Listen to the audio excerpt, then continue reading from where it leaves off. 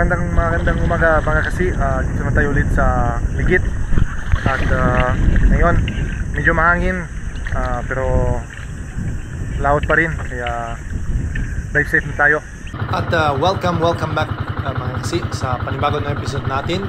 At welcome back dito sa Santa Teresita, Palawan, kasamang Master Spiros, si Jack Avenir Spearfishing at si Palangga Marco. So dito na yon guys, medyo malakas ng alon dahil malakas pa lang yan, pero tuloy pa rin tayo. Maraming pong salamat sa walang sawa suporta at please like, share and subscribe at wag niyo i-skip yung ads natin. Okay mga kasi,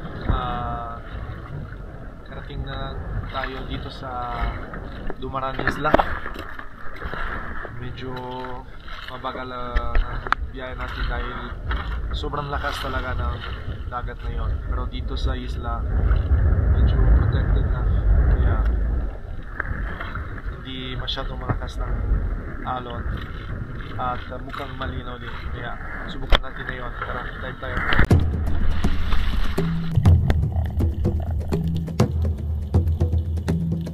Unang drop sa araw nito mga kasi natin ay dito sa medyo mababaw ng area, dahil importante ay yung warm up natin, dahil ang style natin ay ambush, so abangan yung mga isda, kaya kailangan talagang warm up sa mababaw ng area para i-stretch natin yung baga natin tsaka yung katawan.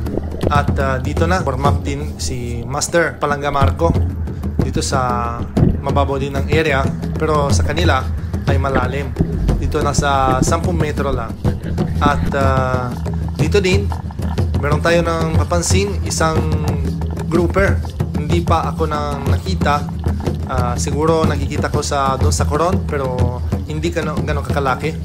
Ito ay siguro mga 400 grams. Anong klase ng isda na yan? Guys, second spot natin. Medyo malakas pa rin ang hangin sa taas. At ito na lang nandali natin sa first dive. Isang suno pang kilo. Malakas ang hangin dito sa Dumaran na yon mga kasi. At tinan nyo, medyo nahirapan tayo sa angkla, kaya si Marco ni-decide na siya ng double yung angkla para i-secure natin yung bangka at iwas ng disgrasya.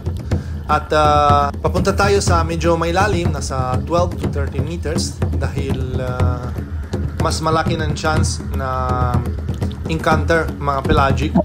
At ito pala, meron tayo nakikita dalawang badlon. At subukan natin ang double kill. At yun pala yung resulta natin. Move on na tayo at bumaba tayo ulit sa spot na yan. Hintay natin, abangan natin ang lumapit ng isda. Itong bahuran nito ay medyo maliliit, pero sabi ni Master Jack, ang dami siya nahuli tsaka nakikita ng mga isda. Katulad na yon, ang klase nito ay bump-head parrotfish. Ito ay bata pa, kaya hindi na tayo tinira. At gumawa tayo ulit dito pa sa maliit ng bahura. At yun, meron tayo nakikita isang tusk fish.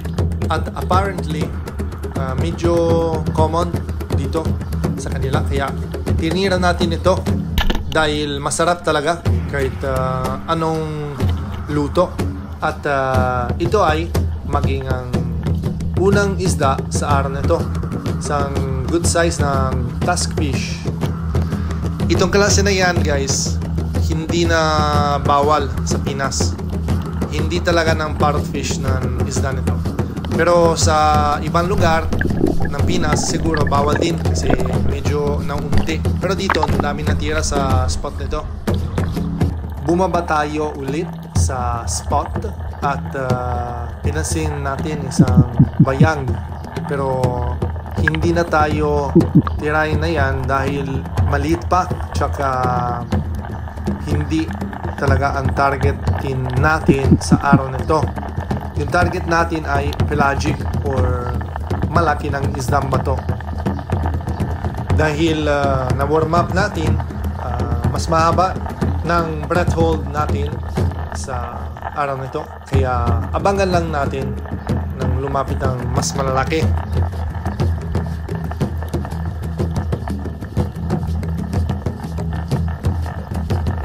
At ito na mga kasi, hindi talaga na ko nang expected. May daanan talaga ng tanige.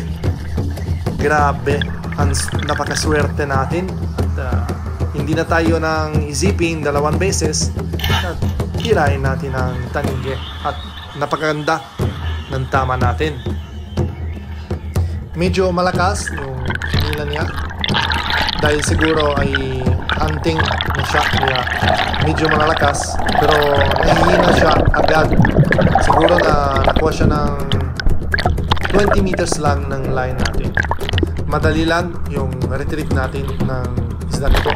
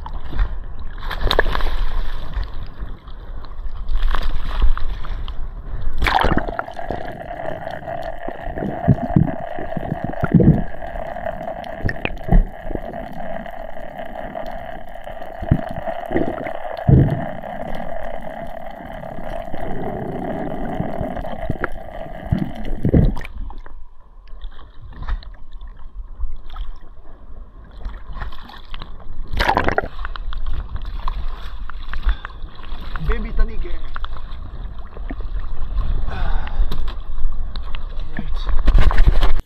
Pagkatapos ng i-secure yung king mac natin, bumaba na ulit tayo dito sa spot.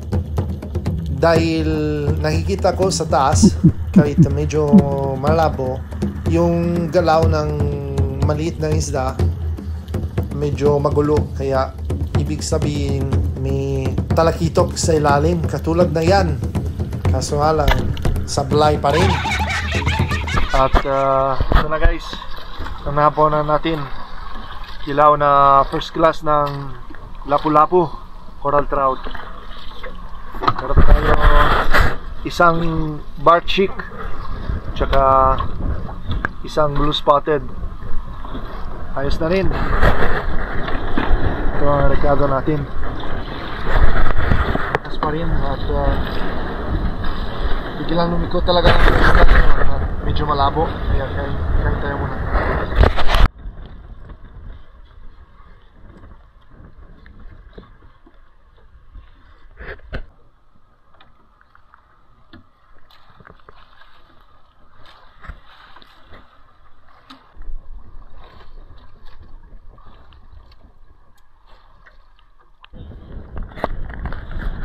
Okay. Ayos na.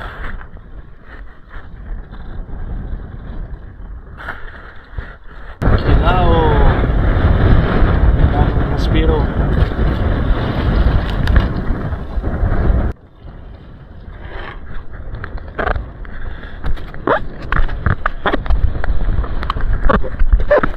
Pagkatapos yung lunch natin, bumaba tayo at yung unang nakita namin ay isang badlon, good size na. Kaya tirayin natin ito, baka na tirayin pa ni Palangga Marco. At this time, nakikita kayo, okay din ang tama natin, hindi na nakawala ng isda nito. At sa wakas, meron tayo din ang nadali, isang golden trevally. Goods na goods pang ulam mamayang gabi.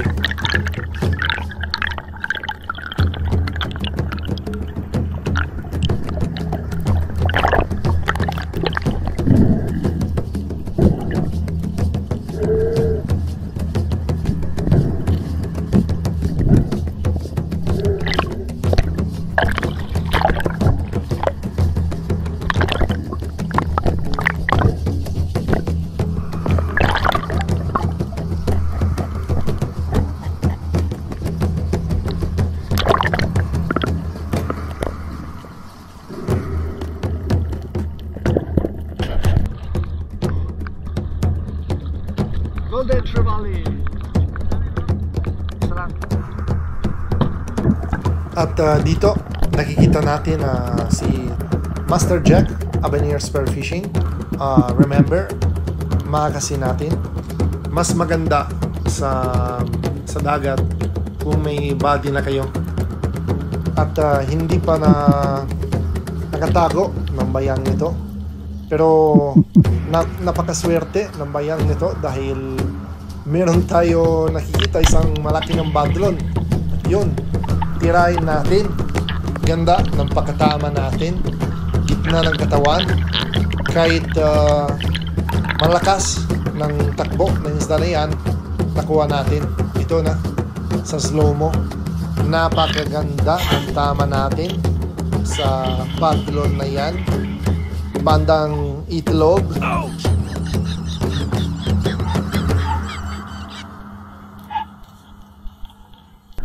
Yung secret na paano na hindi na nakawala ng isda na yan ay hindi na tayo binigay ng line at keep the line in tension dahil ng unang isipin ng talakitok ay ikot-ikot sa bato, so they have a chance to free themselves. So we will not let this happen.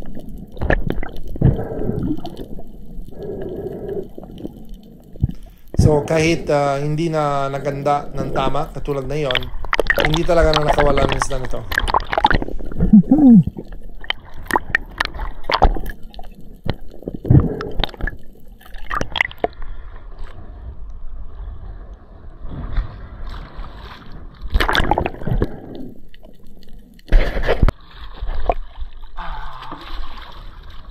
Badlon, 3 kilo. Woo! Ay, salamat. Dahil meron pa tayo ng lakas sa katawan natin, subukan natin ulit sa spot nito at pamansin natin agad ng grupo na maliit ng golden. Pero syempre, hindi na tayo tirahin na yan. Hintayin natin ng lumalaki pa. Katulad nito, tirahin natin ito dahil masarap. Yun na, kalahating kilo ng golden trevally or badlon.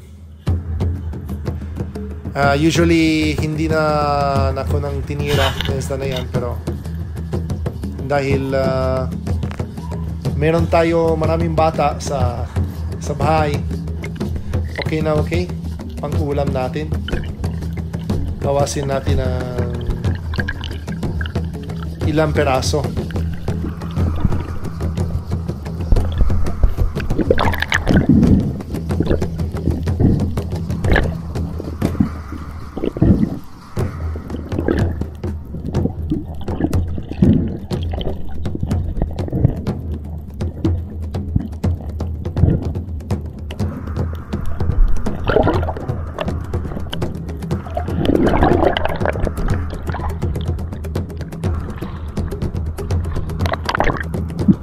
Last drop natin sa araw na ito dahil medyo malabo at madilim.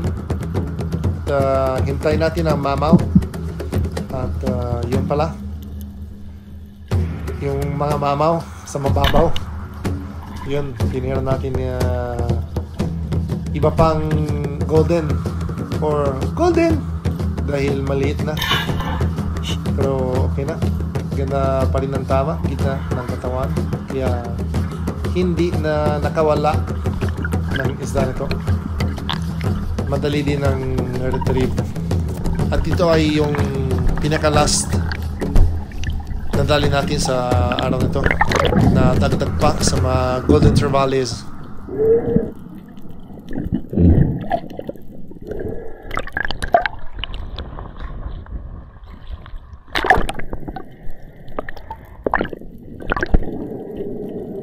At ito na mga kasi, that's it for the day. Dahil kung papansin nyo, malakas pa rin ang hangin na yun. At medyo pagod na kami. Kaya kaunti na pahinga sa taas, tapos uwi na. At maraming ng pong salamat sa inyo lahat, mga solid supporters at silent viewers. Thank you for watching and supporting this channel. At shoutout muna tayo sa mga kasama sa araw na ito. Si Master Jack Abaner Spearfishing. Paki-follow, subscribe, and comment sa channel niya sa YouTube tsaka sa Facebook. Shoutout din sa mga solid kasi natin. Simula tayo kay Marcelo Bernaldez, RJ Igina Vlogger, Andua TV Vlog, Joseph Magnus, Sueler Don, Clem Mart Passion, Toto RDTV from North Caloocan, Spearfishing Joseph Agdon, Jerry Calaagan from Davao City, Romeo Baril, Mamavic Family from Palawan, Rafi at Renan Spearfishing, Renato Gakura, DJ Jandy from Surigao, Walang Forever from Estancia, Iloilo, Lori Abidal from Mountain Province, Kamasi Margen, at John Ricky from Leyte, Larry Marcelino, Pine Expert, Jesus Abilar, at Gilbert Estampa. Maraming salamat po. Ito na nadali natin na yun. Ox na okay na rin. Isang silver, isang golden, isang golden, dalawang golden, golden, tatlong golden. Ay, bawal yan. Ay, may kagat pa rin ng pating. May pating sa ilalim ng bangka. Ayos na rin guys. Goods na goods. Okay. Satisfied.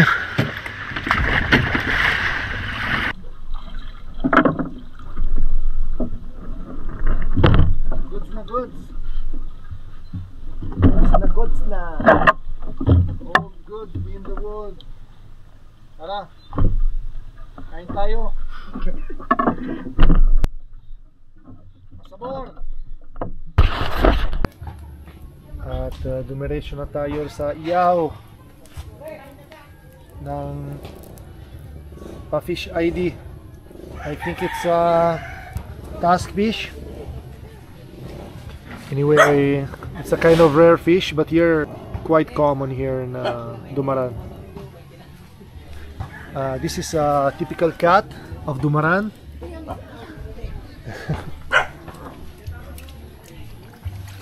Ito na si bro. Cutting fishes. Ulo, pang sabaw, tsaka yung pamprito. Itim na ng task fish natin. Talaba or oyster. Gabi na. Magandang gabi mga kasi. Kain tayo. Yun na. Kain. Napunan natin. Hapunan.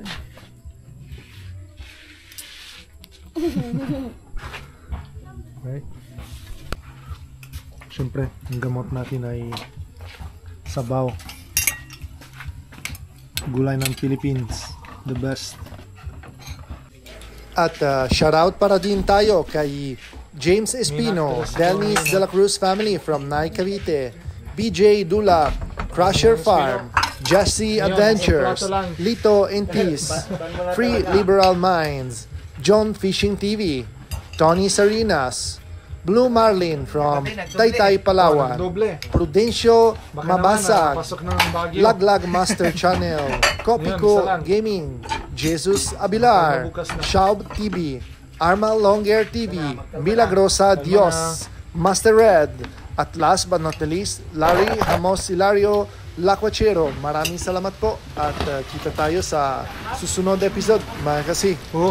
Mga kasi, grabe. Lakas na hangin, oh. Kahit dito sa syudad. Imagine outside na. I saw a badlon flying away kanina.